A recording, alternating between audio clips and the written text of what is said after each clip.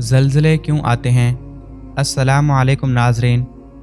نبی صلی اللہ علیہ وسلم نے فرمایا، اس امت کے آخری زمانے کے لوگوں کو زلزلے سے آزمایا جائے گا۔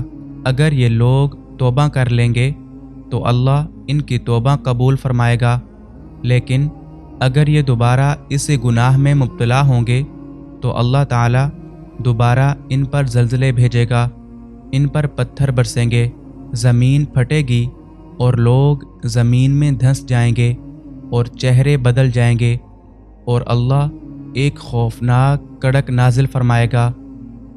زلزلے سے حفاظت کی دعا۔